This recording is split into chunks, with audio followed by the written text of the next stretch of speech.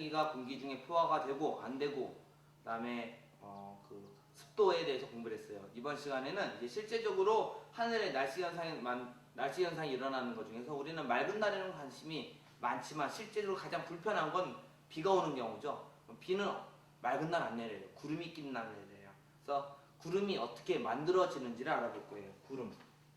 구름은 먼저 수업 시간에 제가 뭘 물어봤냐? 구름은 액체일까요? 고체일까요? 기체일까요? 답은 학생들이 많이 기체라 생각하는데 구름은 액체 덩어리들의 모임이에요. 구름은 물 방울들이 공기 중에, 즉 상공에 있는 물방울들의 모임을 구름이라고 해요. 야, 구름이 어떻게 만들어질까요? 수증기가 응결이 되어야, 물방울이 되어야 되니까 수증기가 응결이 되어야 돼요. 수증기는 어떤 과정에 의해서 응결이 될까요? 그거부터 알아볼게요. 먼저 수증기가 존재해야 되겠죠? 수증기는 지표면에서 증발을 할 거예요. 바다가 있거나 아니면 강이 있거나요. 아니면 숲이 있어서 증산작용을 하거나요. 전부 다 수증기가 증발이 돼서 공기 중에 수증기가 들어갈 거예요. 하지만 대부분의 공기는 명심해야 될 점이 아무리 수증기를 잘 받아들여도 불포화 상태라는 거예요. 수증기가 포화 상태가 될 때는 주로 온도가 떨어져서 그렇기 때문에 낮 시간이든 아니면 대강 반 시간이든 거의 습도가 100%를 유지하는 경우는 드물어요. 공기는 대부분 불포화 상태예요. 지표면 근처의 공기는 불포화 상태예요. 이 불포화 상태에 있는 이 불포화 공기가 수증기가 불포화된 거예요. 이 불포화 상태에 있는 공기가 상승할 거예요. 상승에 대한 몇 가지 효과들이 있어요. 먼저 상승에 대한 효과가 있는데, 상승에 대한 효과는 첫 번째, 기압이 낮아져요. 기압이 감소를 해요. 기압이 감소하면 자연적으로 부피가 팽창을 해요. 그다음에 부피가 팽창하면 이제 특별한 과정이 있는데, 여러분들이 자세한 건 고등학교 때 배우겠지만 이제 우리가 관심 있는 온도, 기온이 하강을 해요. 요 3단계에 걸쳐서 기온이 낮아져요. 기온이 낮아지면 뭐에 도착할까요? 이것이 이슬점에 도착하겠죠.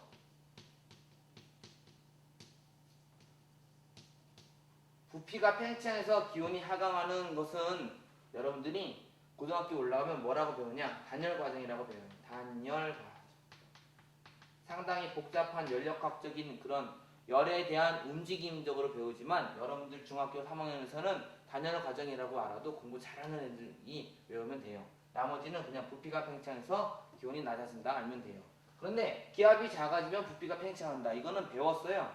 여러분들이 배웠어요. 보일의 법칙이에요. 1학년 때 배웠거든요. 보일의 법칙. 공기가 상승을 하면 기압이 감소하고요. 기압이 감소하면 부피가 팽창을 하고요. 부피가 팽창하면 기온이 떨어져요. 그래서 기온이 떨어지면 어디에 도착한다고요? 이슬점 도착해요. 그런데 공기는 계속 올라갈 거예요. 그러니까 이슬점에 도착한 뒤에도 온도가 더 떨어지면 응결이 되겠죠? 이제 응결이 돼요. 응결이 될 때 무엇이 만들어질까요? 물방울이 만들어질 거예요. 그때부터 구름이 만들어지는 거예요. 이제 그림으로 그려볼게요. 상승을 시작하면 3단계가 있다고 했어요. 기압이 감소하고요. 기압이 줄어들고요. 기압이 줄어들면 부피가 올라가고요. 부피가 올라가면 기온이 떨어질 거예요. 따로 표시해 볼게요. 기압은 떨어지고요. 부피는 커지고요. 기온은 떨어져서 어디에 도착하냐? 이슬점에 도착해요. 이슬점에 도착하면 응결이 시작되고요. 응결이 시작되면 우리들의 눈에 보이는 구름이 만들어질 거예요. 그런데 기온이 올라갈수록 계속 기온이 떨어지니까 어느 특정한 온도가 되면 그것이 0도예요. 0도가 되면 물방울이 아니라, 응결이 돼서 물방울이 아니라 얼음 덩어리들도 형성이 될 거예요. 얼음 알갱이들도. 밑에선 물방울이 있겠지만 어느 정도 올라가선 얼음 알갱이들도 존재를 해요. 그래서 구름의 상층부는 대부분 다 얼음 알갱이로 되어 있어요. 근데 물방울이 응결을 할 때 그냥 응결하진 않습니다.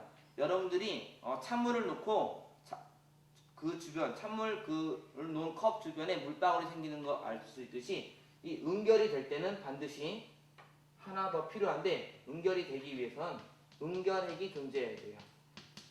응결핵은 대부분 공기 중에 떠있는 먼지나 안 좋지만 공해 물질이나 즉 물방울 이외에 다른 것이 먼저 있어야 그 주변에 수증기가 모여서 응결이 시작이 돼요. 그래서 한번 물방울이 있으면 그 물방울 주변에 또 모일 수가 있어요. 결정적으로 구름이 만들어지려면 포화된 공기 다음에, 이 수점에 도착해서 포화된 공기 다음에 응결핵도 존재를 해야 돼요.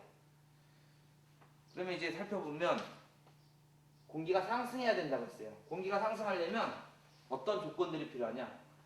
구름은 상승하면 만들어진다는 것을 그 과정을 통해서 알아봤는데, 언제 공기가 상승할까요? 공기의 상승은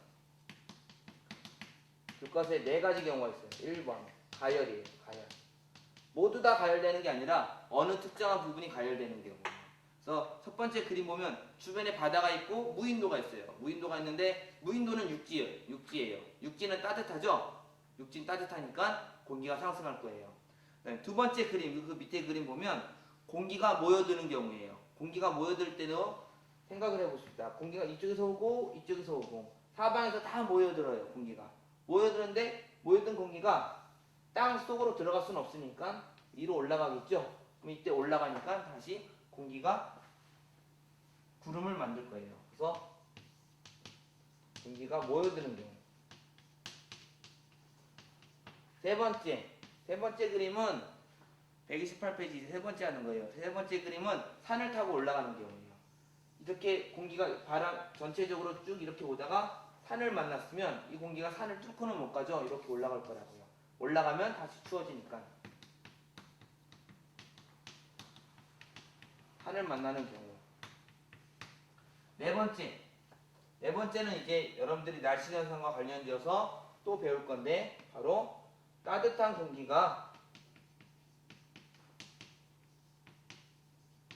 찬 공기를 타는 경우예요. 찬 공기 위로. 보통 찬 공기가 이렇게 있고요. 찬 공기는 밑으로 가려고 하고요. 따뜻한 공기는 위로 가려고 하죠. 그래서 다시 한번 공기가 위로 올라가니까 이때도 구름이 형성이 돼요. 그래서 공기의 상승이 되는 경우는 네 가지가 있어요. 불규칙한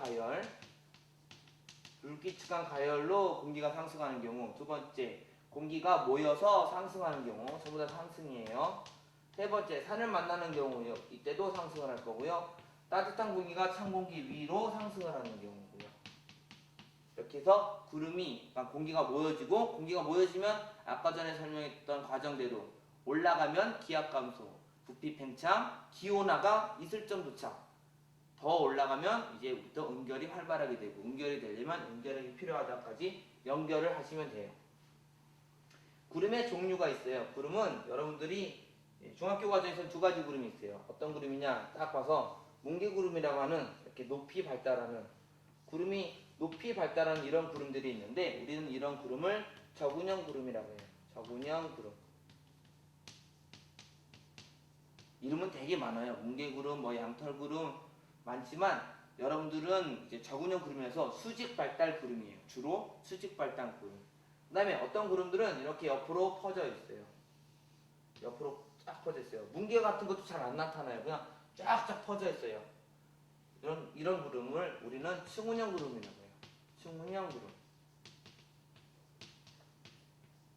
이거는 수직이 아니라 수평적으로 구름이 보여요. 그래서 하늘이 뿌옇게 흐린 날, 이런 날은 대부분 층운형 구름이고요. 그 다음에 언제 멀리서 봤더니, 태풍이 불어올 때 멀리서 봤더니 구름이 되게 높게 나와 있으면 우리는 저군형 구름이라고 해요. 또 구름은 예를 들어서 대륙권에서 주로 구름이 생성이 되는데, 대륙권의 높이는 지표면부터 약 10에서 15km까지예요. 근데 구름이 보통 안 믿어지겠지만 300m 정도에서도 구름이 만들어지고요. 겨우 300m, 500m, 700m 위에서도 구름이 만들어져요. 그래서 낮게 만들어지는 구름이 있어요. 낮게 만들어지는 구름은 하층운, 중간쯤에 만들어지는 구름이 있고요. 이때는 중층운. 더 높이 올라가서 높은 데서 만들어지는 구름은 상층운이라고 해요. 그러니까 구름의 높이에 따라서 하층운, 중층운, 상층운 이렇게 구별을 해요. 가장 많이 사진을 보고 구별을 해야 될 텐데 가장 많이 구별하는 것은 저군형 구름, 층운형 구름, 그 다음에 경우에 따라서 세 가지가 있습니다. 그만입니다.